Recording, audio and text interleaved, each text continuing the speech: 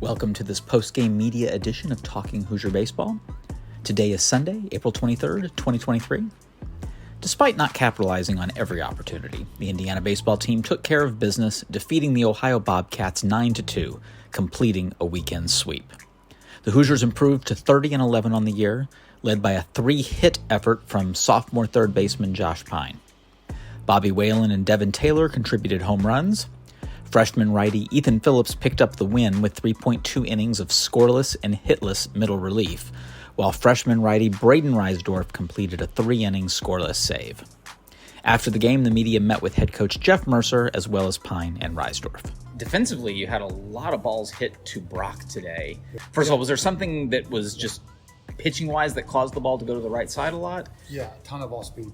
Okay. And so that's what Coach, we talked about a little bit yesterday afterwards, where I think what we've done probably our best job of over the course of the year is adjusting throughout the course of the weekend. And they hammered fastballs. They just were all over fastballs. Now we go to Ball State this week, and I'm sure they'll be the complete opposite. But they hammered off speed pitches last week, where it's like you couldn't land a gimme over breaking ball. They homered like 4 of them. And then on Friday, we went a ton of sinkers, and they were all over the barrel. And they were on time, and even the last inning, you throw an 0-2 fastball like 92 up and over the middle, and the guy hammers it. So.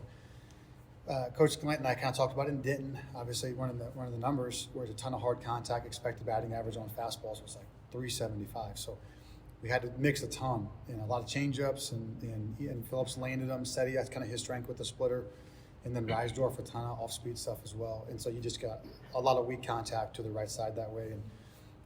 And then they ran well. They ran hard, but they also ran well. And so we had a couple of those plays where I didn't think Seti didn't necessarily get over. I think he just kind of chopped his steps, and guy beat it out, ran a good time at first base. So yeah, you're right on the money as always. But they just a ton of off speed, and they were. You see that like Bobby's home run. He's on fastball, guy throws a changeup, and you catch it out front, and you try to get guys to where they can not break their wrist on an off speed pitch to their pull side. Devin's home run was an off speed pitch to his pull side. And they just kind of they were on time for a fastball, and they kind of broke their wrist, and so you have a lot of those soft contact at first base, which off the bat you're always good, it's an out, and then because the guys are playing deeper because they hit balls hard, and then now every ball is a bang bang play at first base, so it kind of gives you an ulcer.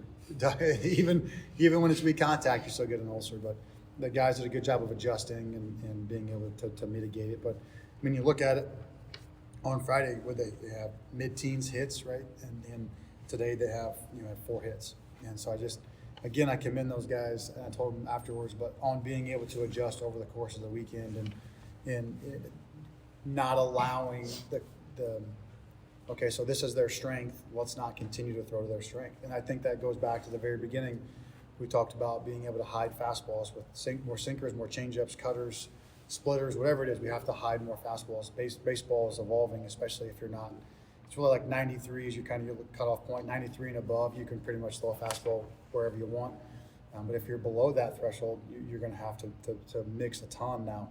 And we put that in the very beginning of the fall and have really stuck to it and continued to do that. You look at a lot of the statistics, your better pitching staffs are able to throw just heavy mix, especially in even counts. 1-1s, 2-1s, 1-0s, those kind of counts have to mix and land them. And we did those things for the most part today, and create a lot more weak contact. Obviously no Big Ten series this weekend, but you guys still take care of business. What kind of weight does going 5 for 5 this week kind of carry for the rest of the season?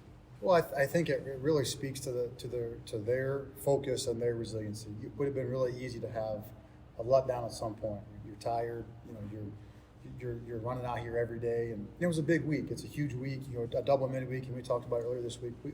We went for it early in the week, and when you go for it early in the week, you know that you're gonna be in a bit of a precarious position on the weekend.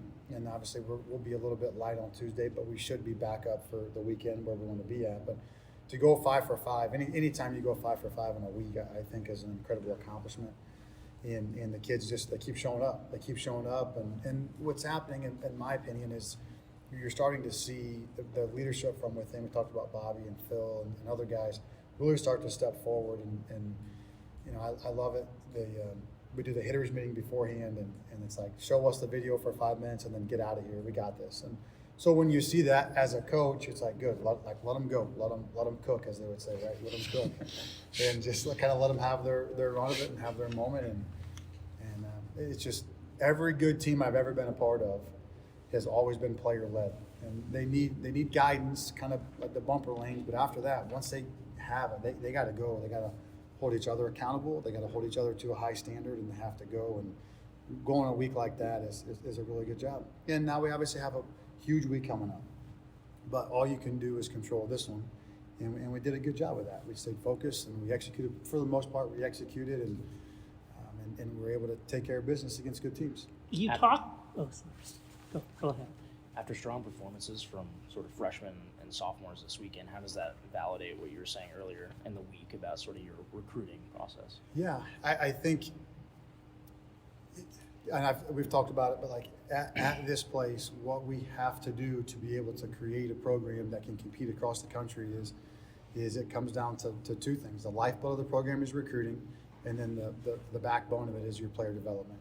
And you have to be able to coach those guys in and through those moments. And I'm really proud of that.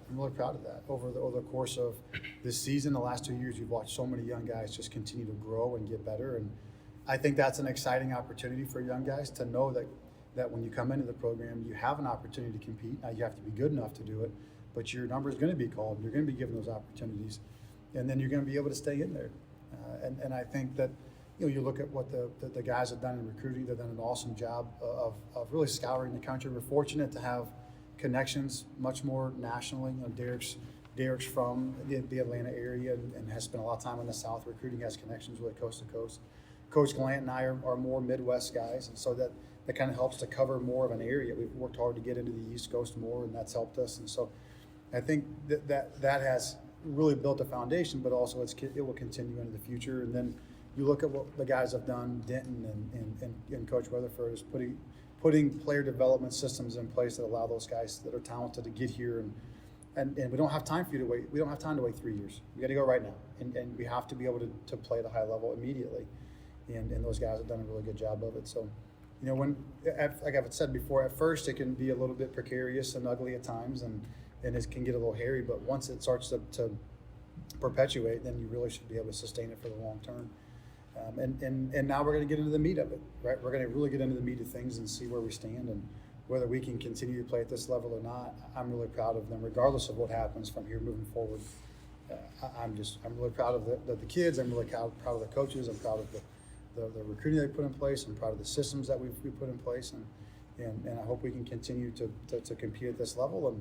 But regardless, it won't be for a lack of effort. It won't be for a lack of work and preparation. So we'll see where we go from here. But yeah, you're exactly right. You talked about something interesting yesterday about how you get stronger as the series goes on, yet when you go forward, so you don't have to do that going forward, and especially when you get into postseason with the regional, you don't want, or even in the Big Ten tournament, you don't want to lose that first game and get into the losers bracket. So it becomes the most important. And now with the Big Ten series down the stretch, and you've got Maryland, you've got Michigan State, you've shown you can come back and win, but you're putting yourself at a disadvantage, by losing the first game. Is there something you can do to come out stronger early in the first game so you don't put yourself behind the eight ball and have to be? Sure. Well, I think the main thing you can do is to get a pitching performance early in the weekend, right? So whether we stay with our current rotation or we ever try to move up, I don't know.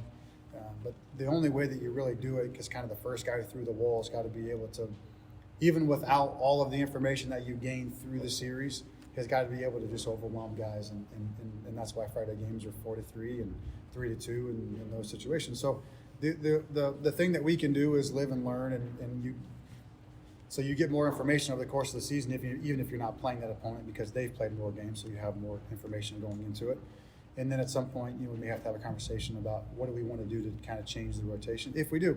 And we may not, because the reality is, if it ain't broke, don't fix it. And we have found a way to win series and have success that way. But you're right. In a perfect world, you just overwhelm somebody on Friday. You take the information that you have from that game and then apply it to suffocate somebody throughout the course of the week or the next two games. But it may be that way, and it may not. But as long as we can achieve our goal of winning a series, then we'll put ourselves in a good position. And then what about when you get to postseason? Will things have to change when that first game matters so much? Potentially. you'll see a lot of everyone across the country will kind of be shuffling the deck as you get there, as you get closer and closer, especially because the conference tournament is one day. And the last weekend's 1 day short, and then the conference tournament's 1 day short from there. And so, yeah, we'll have to, as we get down the stretch there, we'll have to kind of look at how we want to kind of shuffle those guys and move those guys around to try to get there.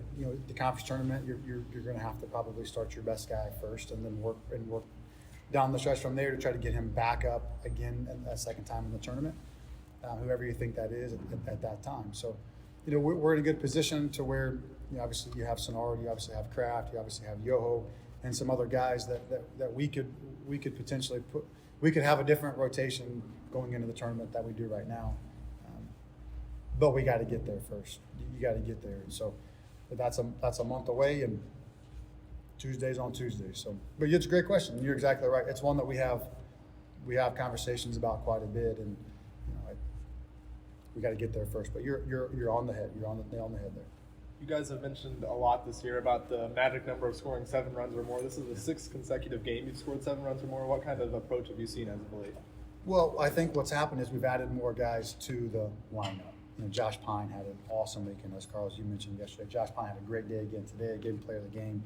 Carter Matheson, I thought, probably had his best day today, and something that we've been really working on is being in the middle of the field on a line and allowing the loft to your pull side to be more natural, not trying to get there too quickly. And he goes a rocket ship down the left field line and just a howitzer double to right center. So we've added some length there. Now we got to finish the bottom of the lineup. That hurt us today several times. Bases loaded, nobody out. We get a strikeout. Now the double play was scorched with Pete, but we've got to finish those because we're starting to get Cerny's starting to go offensively, big 2-out double, and Cerny's starting to go offensively. So we just have to try to add more length. But I think the big thing that we've seen the last week to 10 days is those first really 7 guys have been really good. Quality at bats, taking their walk, taking hit by pitches, the big 2-out hits, extra base hits, instant offense. Right, you have 2 2-run homers today. So if you can add those guys, it gives you more length. But over the course of the season, guys, they're able to learn and grow. And you look at that sophomore group that was terrific last year. We've talked about it a ton, but your freshman year, you're a really good player, but there's no real expectation. There's no scouting report. No one can pick at your inadequacies. And then your sophomore year, everyone's got 150 at bats. They know your hot zones and cold zones, and now there's a little bit of expectation. Hey, you were a great player last year. If you don't go 2 for 3 your first game, it's a let down. And how do you handle that psychologically? And so you're starting to see those guys really settle back in. They're able to adjust back and settle in and become the players they're capable of being. I think Pyne is a perfect example of just he was the guy. The last week or so, Josh has been maybe our best hitter, and he was able to be the guy that we all know that he is. And so I think you learn and grow and adjust. But yeah, I think the increase in offense is really directly attributed to just the length that we're getting in the lineup and adding more guys to it, and instant offense. 2-run doubles, 2-run homers, 3-run homers, those kind of things, they change the game in a big way. You've mentioned defensive adjustments a couple times throughout the weekend. How do you guys stay ahead of other teams offensively? From an adjustment standpoint? Yeah. Well, I think you have to look at it. What is a guy trying to do? So depending upon what are his strengths, right? So if he's a sinker guy, if he's a forcing guy, what's the fastball profile? So what part of the plate's he going to be predominantly in? If I'm Bobby gets, they have the righty that comes in the Bobby homers off of. He's an arm side run guy. So Glasser's up first. He sees the first fastball. He looks in. He's like, hey, it's an arm side run, right? So there's some arm side run to it. So Bobby's on deck, and I say, hey, Bobby, it's an arm side run guy. So Bobby, I'm sure, switches his approach. He's in middle in, knowing what it's going to be. So he's on time for that, 90, 91-mile fastball, middle of the plate. And then he gets a changeup, and he's out front, boom, and you get a homer, right? So that information comes back in. You look at forcing someone to land a changeup. Are we forcing? Do we make weak contact in a 1-0 changeup, or do we force someone to land it? Right? If that's kind of his bread and butter, 1-1 or 2-1 or 0-1, get me over breaking balls. Do we allow those to flip in there for a strike, or are we able to hit those hard and make someone a little bit gun shy about just flipping, get me over breaking balls? Like Devin's home run today, I think was a 1-strike, get me over splitter, changeup, slider, something off speed, right? And he homers it. So I think those things, what you're trying to adjust with guys to help them to be able to navigate different pitchers and their strengths, think the next thing for us we haven't done a great job of, and we didn't do a good job today, was we're not finishing full count at bat. So we swung a ball 4 twice today in full counts, terribly out of the zone, right? So you got to get in that swing mode. And we talk about a full count, and our mentality has to go back to like a 2-2 count. Would you take that pitch in a 2-2 count? Yes, then I should take it in a full count. We just can't get into kind of swing mode and assuming a guy's going to throw a fastball down the middle in that situation. And so we need to do a better job of that. You know, we had a situation where we should have walked and had 2 guys on with, I think, the middle of the lineup. Maybe Pyne was up next, but we end up expanding out of the zone in a full count, and now we don't get to that moment where you have 2 outs and 2 guys on, and Josh is swinging a great night, throws a double down the right field line, and we score 2 runs. We mitigated ourselves by expanding in a full count on off-speed pitch down. So those are the kind of things that you're talking about with the guys, and being able to continue to add opportunities, because it's all about opportunities. If you don't get into multiple runners on base situations more than once or twice a game, it's really hard to score in bunches. If you don't score in bunches, it's really hard to win. So we just have to do everything we can to get multiple guys on base at a time, and then be good when we get there. But they're doing a good job. They're learning. They're taking responsibility. They're able to adjust, and I think you see a lot of it's a like an emotionally stable group in the dugout. You don't see a bunch of screaming and cussing and throwing and stuff. It doesn't solve the problem. There's a lot of discussions, a lot of information. There's a lot of communication from the guy that just hit to the guy that's on deck or the guys in the dugout. And again, it's them. I can't go up there and hit. At times I wish I could. I'd love to go up there and help out, but it's got to be them. And so they have to create an identity from within that they're going to share information and adjust as they go. You've mentioned being player-led, and with having so much of the production be kind of split between veterans and young guys, what does the trickle-down effect of that look like going into the final few series of the season? You know, let's say specifically Devin and Tyler. They've played enough now to where they're not freshmen anymore. And you know, on the mound, Brayden Risedorph and Phillips and Foley, those guys have played enough to where they're not freshmen. Those guys are experienced. They've been in the battle. They've been in the arena. They've been all over the country. They've seen everything that you have to see. So if you're physically talented, you've been coached well, and now you're experienced, you're no longer the young guy. You're just one of the guys. And I think that's where their mindset has to stay is, yes, Philip Glasser has played more baseball games, but you've seen essentially the same things that he's seen. And so you have to hold yourself to the same standard that he does. Now, thank God he's on our team, right? And he is as good of a player in college baseball. We all should really appreciate and enjoy watching him play baseball, because I haven't seen an infielder play as well as he's played in a long time, and maybe ever. But he's had a great season. And so you appreciate and enjoy those guys while you have them, but you also hold the young guys to the same standard, because now they've seen it and they've experienced it. So as we go down the stretch here, everybody's got to be on the boat, rowing the same direction, and information has to flow freely, and we have to continue to hold ourselves to a high standard regardless of their age, and just go compete. Like I always say, whatever happens, win or lose, I'm cool. As long as we're putting our best effort out there and competing and prepared and engaged, then, you know, baseball is a silly game. What's been the most enjoyable part about coaching this freshman and sophomore core? I love watching them figure it out. You know, I think at your core as a coach, I think, I'll put it this way. So my dad coached high school baseball for 30 years. You don't coach high school baseball to get rich, obviously. You don't coach high school baseball to be famous. You coach high school baseball to help young people and to watch them grow and to experience their lives together and to kind of pay it forward, the experiences that you had. And so when it comes to kind of our philosophy, I think we have a great coaching staff to where it is about the kids. And I am hard on them because life's hard, right? If you coddle guys and you hold their hand and you tell them, you know, everything's going to be fine, the reality is that's not always going to be fine. Life's not always going to be fine. And so you have to enjoy teaching, you have to enjoy coaching, you have to enjoy holding a standard and creating discipline, because that's what leads to successful lives. And so I think the most enjoyable thing about watching those young guys is the light bulb moments and then the success and seeing the joy on their faces and helping them to understand what the game requires and what life requires and all the good stuff that comes with it. I think that's probably the most enjoyable part about coaching those guys. And then from a coaching staff standpoint, about you have a plan, and even when everyone thinks the plan stinks, and that's fine, because sometimes it looks like it stinks. and then to work your plan and to trust into it, and then to watch it start to work. That's a lot of fun.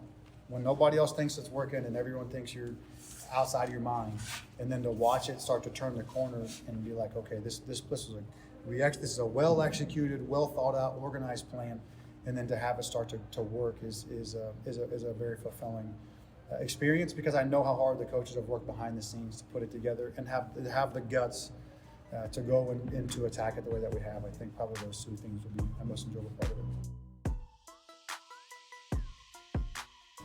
That catch you made where you did the flip in front of the dugout, where does that rate in terms of the best catches you've made? Oh, I don't know. I kind of misran it a little bit. The wind was bringing it back towards the field, and I overran it a little bit, so I kind of put myself in a bad situation right there. But I come out with the out. So, Coach kind of mentioned you guys being a player-led group. What's the communication like throughout, I guess, the veterans, the young guys amongst yourselves? What's that communication like? No, for sure. Our young guys are eager to learn. That's why freshmen have really taken a big role on this team, just like they did last year. They came in this year, and Devin and Cerny, and a lot of the pitching staff has been unbelievable, and they're eager to learn. We have a lot of really outspoken guys on the team, and they'll just tell you what you see, and that's a big thing. I think being honest with each other is what makes a really good team. So not trying to sugarcoat anything, moving past failure and looking at, the next inning, the next pitch, the next game, and just moving forward. How do you approach it differently this year? I asked Coach this yesterday. Last year, you were pretty much just playing for a spot in the Big Ten tournament because, postseason was out of the question. If you didn't win it this year, you're in contention for a postseason spot, maybe even to host. How do you approach a game differently like this, knowing there's more at stake this year with that on the line? I really feel like we just approach one game at a time. We're looking at Ball State right now. We go up there on Tuesday, and at this point in the season, every game is a big game. We're playing. Mercer keeps saying, every game's a postseason game because it really does determine where we're at. So we're taking it one game at a time. Go up, looking up to beat Ball State on Tuesday, and then just move on from there. You've had some struggles at the plate this year. This weekend, things have gone very well. What adjustments have you made? What's happening differently that's allowing that now? I've been putting myself in good counts all year, but I've been unable to capitalize on the pitches that I was getting. I've been swinging under fastballs, popping them up, fouling them off, and then the good count really just goes to waste. So just really working these last couple weeks on getting into a fastball count and hitting the leverage count fastball hard. And so that's just really what I've been adjusting on. And then I find when you're on fastball time, you're able to recognize the off speed a lot earlier and a lot easier. So it puts you just in a better place to hit. For when you weren't capitalizing as frequently, were there any other sort of players keeping your spirits up through that? Yeah, that's the part of playing on a really great team is if I fail, the guy behind me, Cerny, the guy behind me, whoever it is going to pick me up. You see that, just for instance, Pete didn't get a bunt down today, and Phil comes up and picks him up. That's just part of playing on a great team is if you do fail, there's a guy behind you that's just going to pick you up. Have you been able to get some advice and some other things, some help from some of the freshmen, some of the younger guys on this team? Yeah. Whenever we're hitting, we all hit together. We pretty much, the coaches, they coach obviously, but whenever we're in here training on our off days or practice days before practice, we hit with each other and we'll tell each other, yeah, I see this, and just kind of critique little things day by day. More than half your lineup is comprised of freshmen and sophomores. When you guys step out into the field, does it really feel like it's only your first or second season out there together? No, it doesn't. It feels like we've known each other for years now, and that's just something that I think is big. We like to hang out outside of the field. We like to. We're in here a lot, but tonight, we're gonna get together. Watch some games, do whatever, and tomorrow off day we're gonna all get together. That's just something that I really love about this team is we're all close. What's like your favorite activity to do with those guys off the field? We like watching baseball. We like watch other teams play and seeing what they do well and what they do bad. Brayden, you've been really solid over these last couple outings. Kind of walk us through what's been working for you on the mound. So it's kind of varies between game to game. So like today, my sinker wasn't my best pitch, and I really leaned on the slider. So it's just kind of goes with having a feel for the game and just going with whatever is working the best for you and just attacking. Seems like after every game we're talking to another freshman, another sophomore that's really just kind of stepped into a prominent role. I guess what's the best part about working with such a talented group of guys around you that's the same age as you? I mean, I think the best part is just like we all want to see each other win. I mean, we all want to succeed. So it's like we're kind of leaning on each other, just growing as a team, just hanging out, just being not just friends, but also just being the best teammates we can possible. So it's like when you see your teammate succeed out there, it's like, I mean, it feels like you're out there winning too. So it's just makes us all feel good. As a freshman, you weren't here last year, but obviously they were giving up about 8 runs a game. This year it's been cut in half, basically. So you might win. You might scored 9 runs last year, but the team may have given up 10. So how big is it to be part of this freshman and transfer group that's completely turned the pitching staff around? Well, it feels good because, I mean, we want to do the best we can for this program because, I mean, this program can do big things. So just going out there, really our big thing's been attacking. We just want to get that first strike, get as many strikes as we can because once you get in a pitcher's count, it makes it a whole lot easier. So. The whole staff today got into pitchers' counts a lot. Can you kind of talk about what Coach Glant's been challenging you guys to do once you get into those counts? Oh, yeah. So once you get to those pitchers' counts, it's just get the put-away pitch. So, like, if you get a slider chase down, that means you throw it into the dirt, hope they swing at it. You just got to really execute and do whatever you can to get that guy to swing and miss. What's your mindset like to stay ready, never knowing when your name might be called? I would say I'm just ready to just go out and do whatever I can no matter what the situation is because – I mean, you might be put on with bases loaded, and you might have a fresh inning. You never know. So it's just got to be ready for everything and make sure all your stuff's working. Mercer's really relied on the freshman class this year. Has put a lot of you guys in. How does that sort of feel to have that responsibility so early into your college career?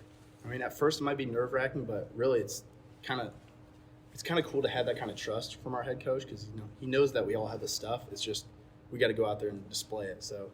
I think it's a good thing because it's going to take everyone to make the run we're going to make. So just got to go out there and do our best. And kind of the recruitment process, is that kind of a vindication then that this is a good place to come if you get these opportunities right away? I mean, I think it's just we don't just recruit the arm. It's also just you need the best character from every person too. And that's a big thing when I talk with Mercer is he wants to recruit the right people. And once you get the right people, anything's possible. Do you think that kind of plays into the aspect of the team being player-led then? Oh, yeah. Anything else? Ask Cooper Katsky this as well. Just kind of have to ask who's the double. It's ironic because I would say it's Cooper Katsky. Thank you for listening to this post-game media edition of Talking Hoosier Baseball. Next up, Indiana travels to Muncie for more Maction, this time on the road at Ball State for a single midweek game at 3 p.m. on Tuesday. Then comes the series, likely to decide the lead in the Big Ten, when Maryland comes to Bloomington, starting at 6 p.m. Friday. We better see you at the Bart.